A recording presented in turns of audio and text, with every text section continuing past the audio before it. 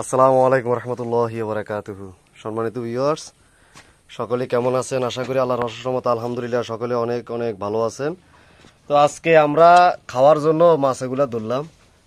এই যে এগুলো হইলো সরপুঁটি মাছ, আর এটা হলো শিং মাছ। এক বড় শিং উঠছে, এটার ফেডিতে ডিমও আছে। এই যে হ্যাঁ করে আবার এগুলা কাঁড়াও মারি দেও টুস করি।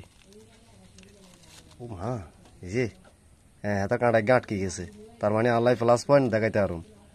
এই না তার আন্ডাকা দেখাইতে ইত্যা মনে করে, তার হেডিবিতে আন্ডা আছে। এই যে দেখছেন, এই যে শিং মাছ, আর হলো একটা টাকি মাছ, একটা কই মাছ, আর হলো দেশি হুঁড়ি আছে, আর সরপুটি আছে। এই যে এই তিনটে হইলো সরপুটি। এই যে বড় এটা সরপুটি, এই যে এটা সরপুটি, এই যে এটা সরপুটি, আর যেখান লাফাইতেছে এটা হইলো দেশি পুটি।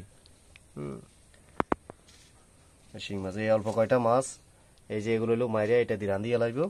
আর আরেকটা কত হইলো, এই যে একটা সোয়াইসা মাছ আছে। এই যে এই সোয়াইসা মাছ দেখছেন, সোয়াইসা মাছ তো আমরা হালাই নয়, এটা কই থেকে আইলো কে জানি। বর্ষা আপনারা জানেন যে গেছো বছর আপনার বর্ষাতে পুরা নোয়াখালী সব ডুবি গেছে, পেনি টেনি অনেক ডুবি গেছে, আপনারা জানেন।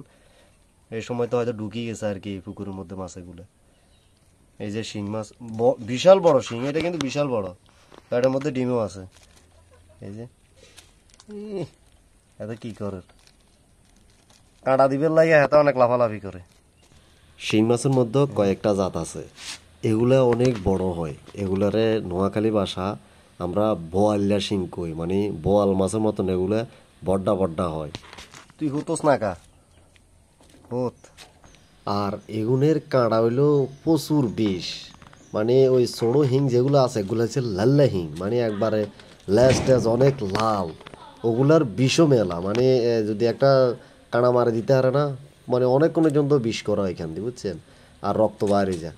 আর এই ব্রয়লার শিং আছে না, এগুলা একটু কাঁড়া কম মারে, কিন্তু বিষ সবগুলার চেয়ে এগুলো একটু কম আর কি, কিন্তু এগুলো কাঁড়া মারে না তা না।